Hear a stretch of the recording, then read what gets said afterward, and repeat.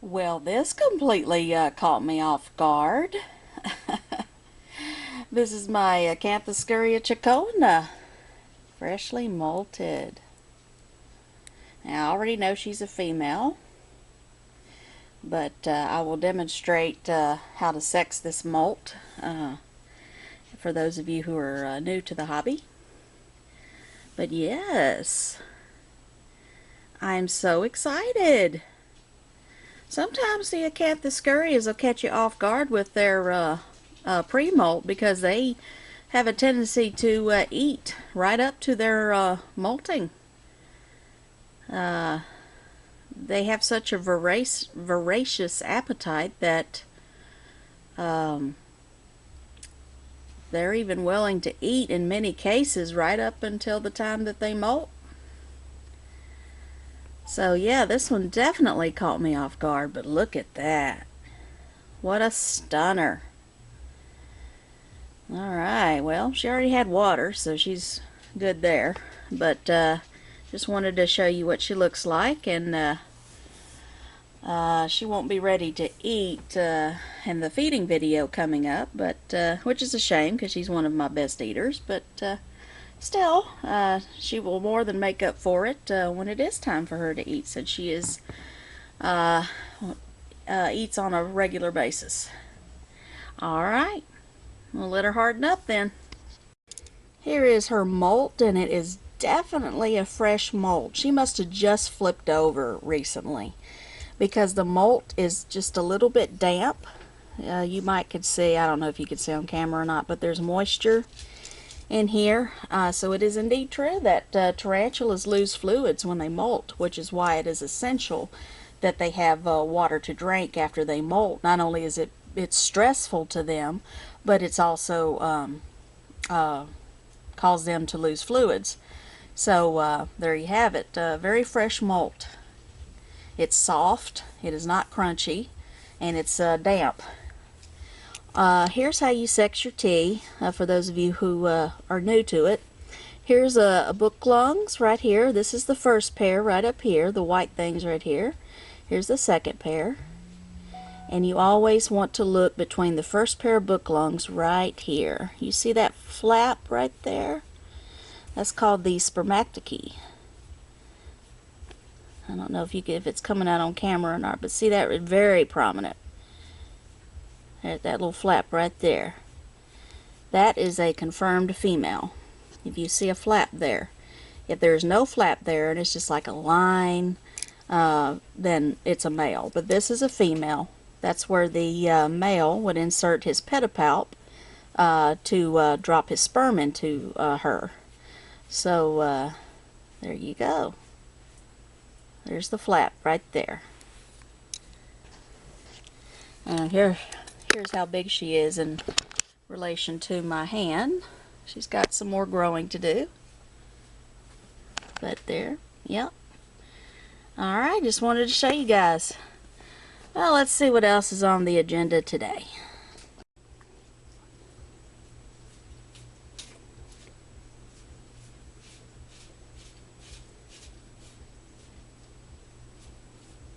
Here is my favorite tarantula in my collection. She's the one that got me into this very addictive hobby. This is my normal color form Grammostola porteri.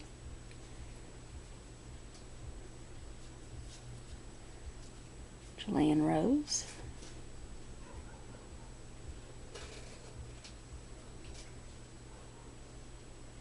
I did this the other day. I just stroked her with the paintbrush on her legs and her abdomen, and she never did run. She just sat there in the same spot the whole time I was stroking her with the brush. And you know, there are people out there who say, tarantulas don't get any benefit out of you handling them and petting them, whatever, what have you. Oh, I don't know. It's usually if an animal doesn't like something, it tries to run away from it. Of course, at the same time, We know that the brains of arachnids are not as complex as mammals. But, I've always wondered, do arachnids or insects feel pain or pleasure? I've always wondered about that. When we see these guys here eat crickets and roaches and mealworms and all that sort of jazz, do they feel pain? I'd like to say no, they don't, because I kind of feel sorry for the guys. But at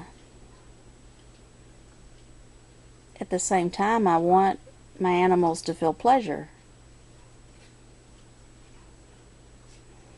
So the question is, does this spider find this pleasurable? Or is she just simply tolerating it? Or is she scared to death and she doesn't want to move? Or does she actually like it?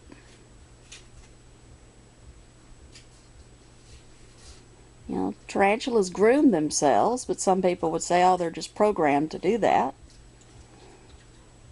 Are they doing it because they're programmed? Or do they like doing it? I don't know. Being a nurturing woman that I am, I would like to believe that tarantulas do get something out of being handled and petted. But honestly, I don't have an answer to that question.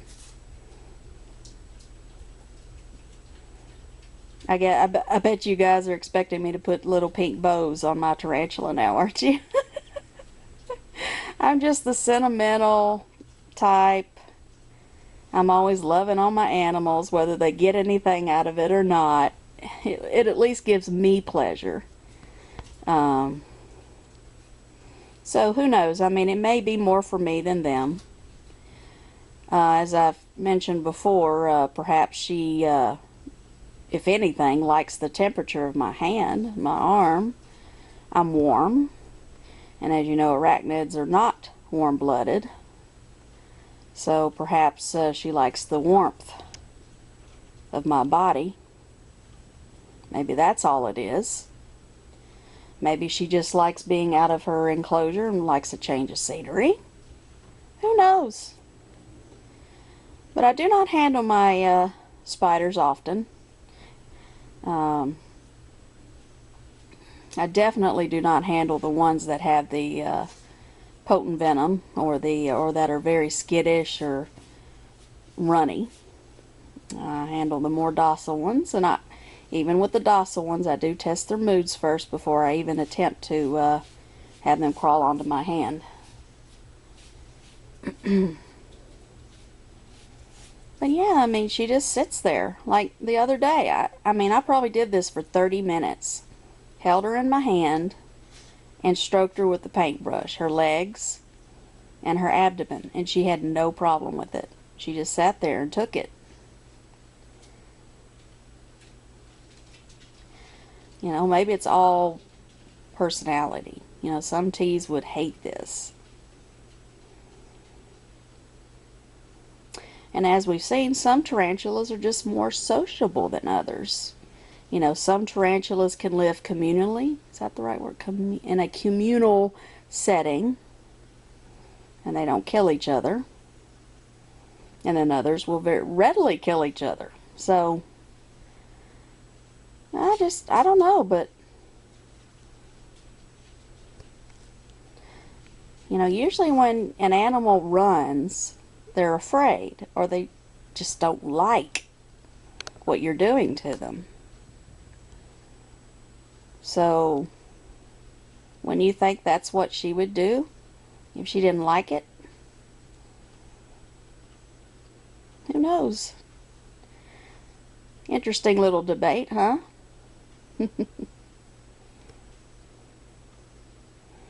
But just like with the decor of your enclosure, it's probably more for the keeper than it is for the spider. Might be the same for handling and grooming. But anyway.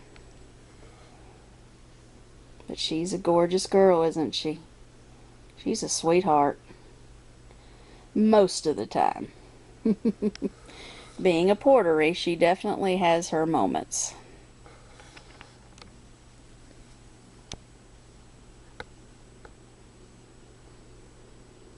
And now she's gonna web me.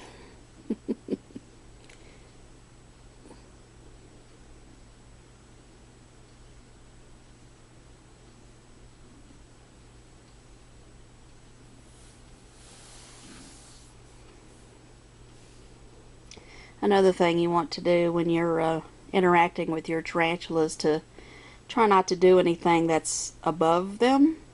Like, did you notice I kind of slid my hand over to the side and kind of like under her line of vision?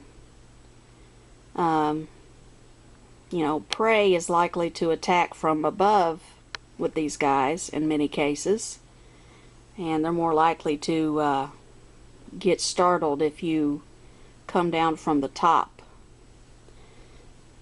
So I try to be mindful of that. I forget sometimes. Some tarantulas are more forgiving with that, but I try to be as gentle, as slow. You got to move slowly. You don't want to make any kind of sudden movements because they don't like that.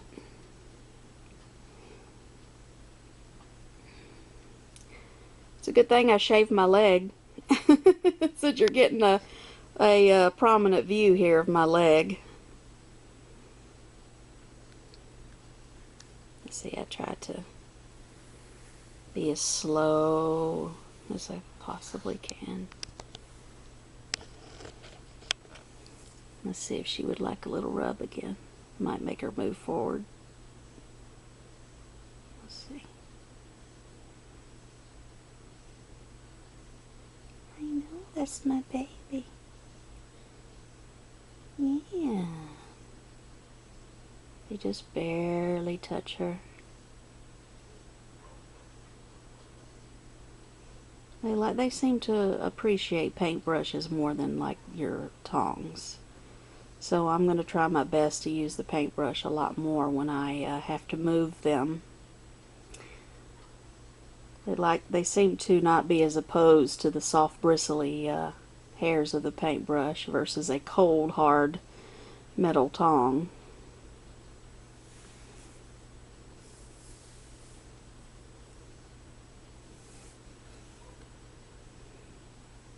Yeah.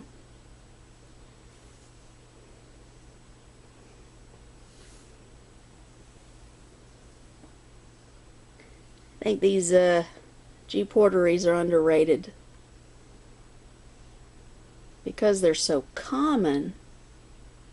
You know, that's why. But you just can't overlook that shiny pink carapace, can you? Now I admit there's other grammostolas that I think are prettier.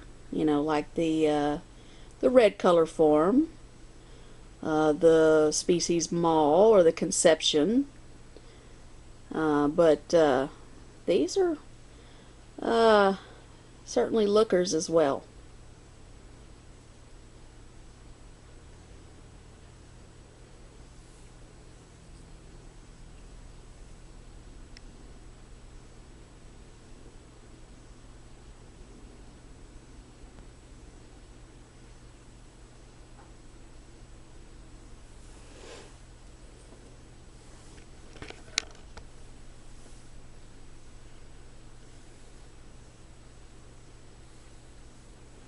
I just wanted to do a little feature of her because she's just so precious.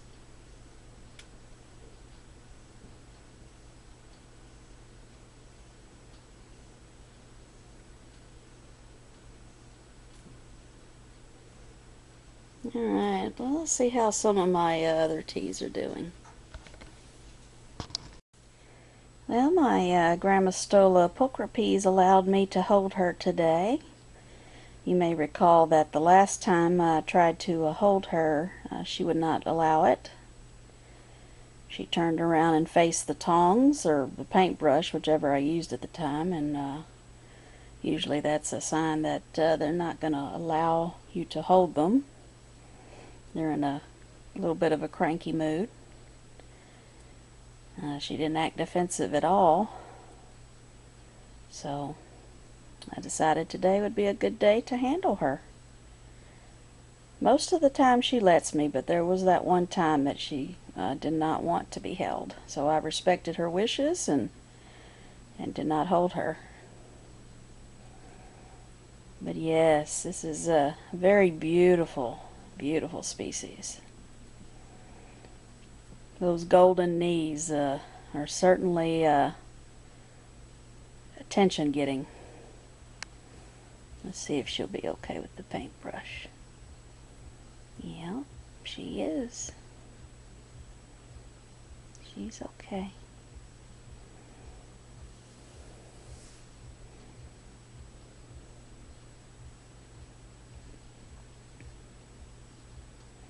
Well, she doesn't dislike it, but she may be a little nervous with it. But yeah, she's a beautiful girl. Very beautiful.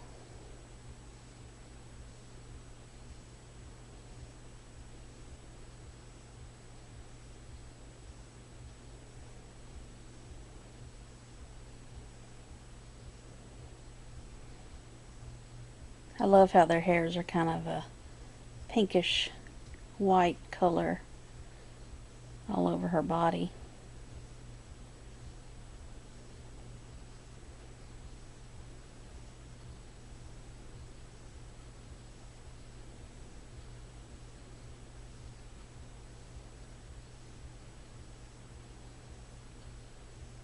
Very sweet girl. I got her at a tarantula, well, reptile show, and I'm so thankful that I did. Usually I don't like to get more than one of the same species, but in this case I made an exception, since the one that I have is a juvie, and a male at that.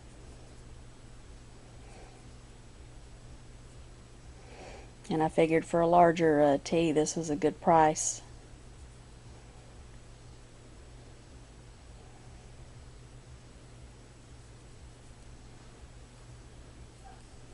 Let's see if she'll take the paintbrush again.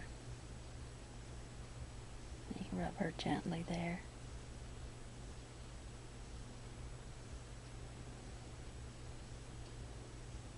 You can probably tell that when I was a child I enjoyed brushing my Barbie dolls.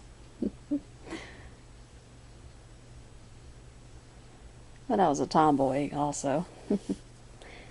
Also played with toy guns and such.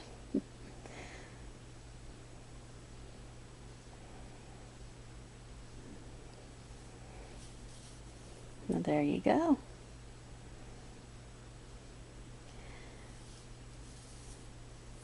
Tomorrow I'm going to have my, got to buy some prey items for my teas. So I will likely post a video either Saturday or Sunday. A large feeding video of every tarantula and one true spider that I own.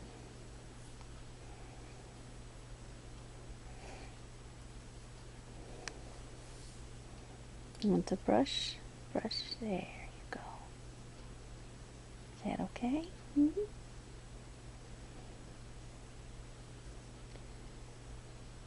I'm holding my camera in a very awkward way. I don't have a good tripod, but I have it kind of like wedged between my arm and my side. So that way we can get a good view, while at the same time I can have both hands free.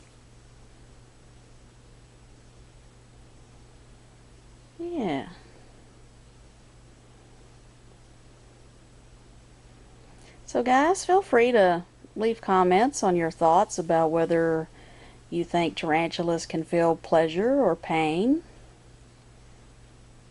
I'd be curious to see what you have to say. Honestly, I do not know. Just have to kind of guesstimate.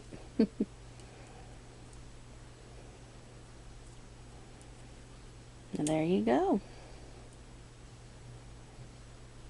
Alright, well, we'll put this girl back and see if anyone else is in the mood to be fondled today. And here is my about 1.5 inch specimen of my Brachypelma smithi. And just like all Brachypelmas, this one is hair flicky.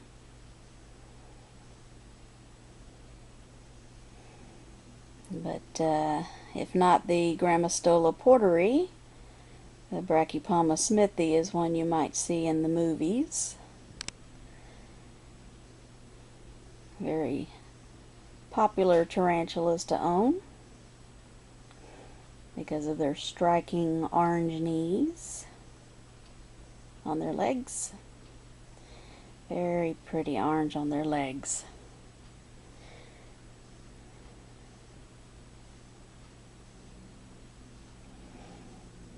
I love this species. Now my favorite genus is the Brachypelma. I love all tarantulas, but if I had to pick a favorite genus, it would be the Brachypelma. I just, I love the different species, and I love their bulk. I like how bulky they are. I like the bulky tarantulas. Prefer terrestrial tarantulas. So yeah, these are my favorite. Now my favorite brachy, as Dave Scott knows, is the Bomy. But I currently do not own a Bomy. The only brachy's I own right now would be the this one, the Smithy, and the Vagans. Oh, and the Auratum and the Amelia, but those are like really tiny babies. So it'll be a while before we start seeing their cool adult coloration. Yeah. Cute, aren't they? I was real sad when my bigger one died. It was an immature male. Someone thought that it had that disease. I don't remember the name of it right off the top of my head, but because it kind of walked awkwardly, I think they thought it almost like it was spazzing when it was walking.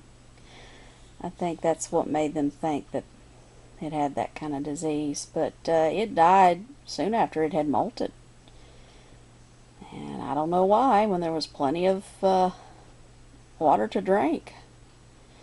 It was already out of its molt, flipped over and everything, and then it just decided to not move anymore and just stayed in that one spot. So, I don't know. Beats me. I hate that any of my tarantulas die, but if there's any consolation, at least it was a male, since they don't live that long to begin with, but still, would have been nice to have another B. Smithy. So hopefully this one here will make up for it and give me a long life. I don't think I ever announced that that one had died, because I was just too torn up about it to even bring it up. But here we go. Alright, well, I think this video is getting long enough, so that'll be all the tarantula part of it right now. So now I'm going to do some shout-outs for the month of September. Stay tuned for that. Can you believe it's already time for another shout-out vid? September is here already. Alright, well, here are the 5 choices I've made for the month of September. The first one I'd like to feature is Bob the Spider Hunter. I've been watching this guy for a few years now, and he does a whole bunch of videos on just different spiders that he sees out in the wild, either in his backyard in, I think, Michigan is where he lives. I think it's Michigan, or is it Wisconsin? I don't remember now. It's one of those northern states. Anyway, and so, you know, he goes on vacations to all these exotic places, and he usually goes on little hunts for these neat little spiders, and he does a lot of research on them, so, you know, he does his best to give you what type of spider it is that he is seeing. But yes, he went a while without making videos, but he's back to making them again pretty regularly. So I highly recommend you check him out. He's very good about writing back to you if you have any questions or, you know, anything of the sort. But yes, he's done whole bunches of little hikes. He used to have a tarantula. He used to have the Brachypalma albopilosum here, as you can see. But right now he's more into finding various spiders out in the wild. And so really cool videos here. He went to the Caribbean. Oh yeah, Michigan. That's where he lives. But yeah, there you go. Went to Cancun, Mexico. So yeah, check him out. Really cool guy. Alright, let's see who is number 2 for the month of September. The second one I'd like to show you is Dino Reps. This guy hasn't been on YouTube for very long with the tarantula videos. As you can see, he only has just a few. But I'm sure that if you subscribe to him, he will be inspired to make more videos for us to enjoy. But what he has already done has been very entertaining. He's done an unboxing, as you could see. He has the H. pulchripes, which is just absolutely gorgeous. And so, yeah, I highly recommend you check him out. Nice fellow. Alright, let's see who's number 3. Here's someone else I'm really impressed with. This is Tarantula Sam. The thing I really like about him is he comes up with creative ideas on how to make your own enclosures by not breaking the bank in the process. And he's really made some cute ones here that seem to be really working well for him. So he's made a few videos on those, and he has a very nice collection here. And just like with the last one, he hasn't been on for too long, but I'm pretty sure that he would appreciate it if you'd subscribe to him as well. And then perhaps he can give us some more videos to watch. But yes, he has the cutest little enclosures, even for his little slings. He makes the cutest little enclosures for them. So I think you'll enjoy seeing that. He talks about Petco selling some tarantulas just in these like weird containers here. He talks about that. I've never heard of that. That's really interesting. Of course, I hadn't been to Petco in a long time, but you need to watch that video. That's interesting. But yes, check him out. I'm sure that you won't regret it. Alright, 2 more for the month of September. Alright, number 4, Arachnopolis. He has quite the collection here himself of tarantulas and scorpions. He does a lot of feeding videos, mating videos. He talks about some new additions here he got. Very nice at responding to you on his channel. Here's a avic mating vid here. He does tour videos. So pretty much all of what us tea keepers enjoy watching. So I highly recommend you check him out as well. Alright, one more. And finally, for the month of September, I have the Tarantula Chronicles. This lady is a sweetheart. She regularly posts videos of feedings, rehousings, updates like molts and such. But also very good at responding back to you when you leave comments. You can see she's got some snakes as well. Talks about terrariums that she got and she reviews them. So again, someone else that posts vids that we all like to see, and lots of them. So I highly recommend that you check her out as well. Alright, so that's it for the month of September. I already have some in mind that I'm going to post in October. So be looking forward to that at the beginning of next month. And I think now I will do an update vid on my hermit crabs. So if you're not really into that sort of thing, then you might as well just cut off the video now and stay tuned for the feeding video. It will be my large feeding video of all of my tarantulas that are willing to eat. And if they don't eat, it's just going to be an update vid for them. I will likely post it either Saturday or Sunday. We'll see. So next up, hermit crabs. And here's my hermit crab setup. I have 6 of them right now.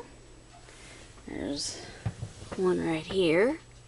I think this is the one that's sociable. Nope. Well, no, I don't think she's the one. She usually is.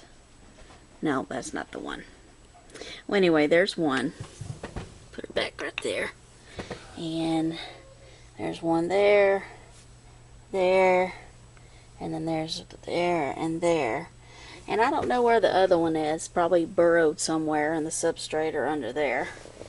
But, yeah, this container here holds the fresh water, and this one holds the salt water. It's essential that they have both to keep their chemistry just right.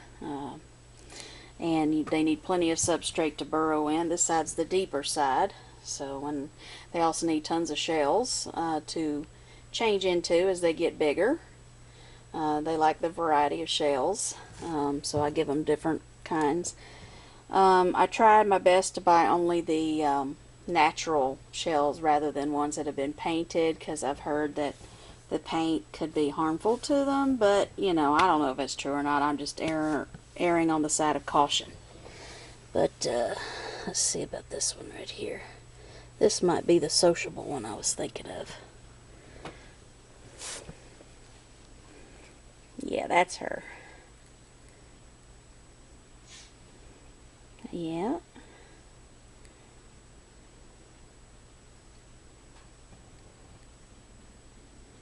Very sweet.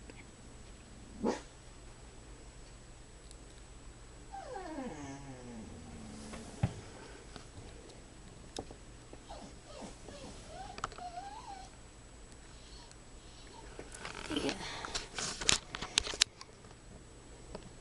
They move quite a bit, so I need to get my hand ready.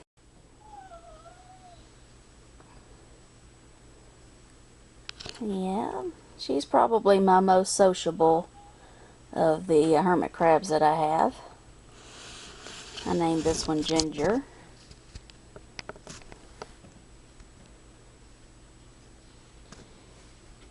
She changed shells. I think this one fits her a lot better. Apparently she thinks so as well. But yeah. These are animals that get stressed out very easily. So I do not handle them often.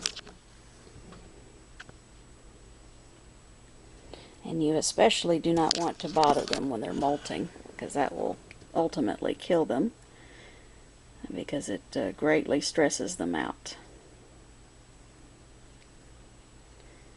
If you buy hermit crabs, don't be surprised if some die on you as soon as you get them and move them into their new home, because just getting them into a new environment is stressful to them, to the point of even them dying.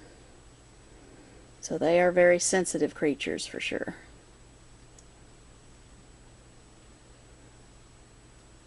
Yeah, she's sweet.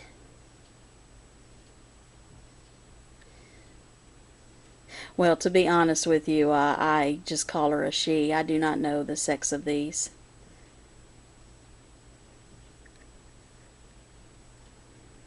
So I'm going to put her back where I found her. My biggest one is right here. I don't know if, yeah, he's so on there, I'm not even going to pull him off. But those are burrowed, so I'm not going to bother them either in case they're searching for a place to molt. But yeah, there you go. Just wanted to do an update, and it's essential. I mean, this is, I can't stress this enough, that with hermit crabs, you have to have the humidity up for these guys. They will die if it is not humid. So the substrate needs to be very wet. And I keep them in this type of enclosure because it holds in the humidity really well. There's my gauge there that tells me the temperature and the humidity level. You don't want them to have too much humidity either, but you definitely want it, you don't want it to get below 70. I mean, it gets in dangerous territory if it's under 70%. So, alright, well, there it is. They're doing great. Alright guys, so like I said, stay tuned for the tarantula feeding video. Thanks.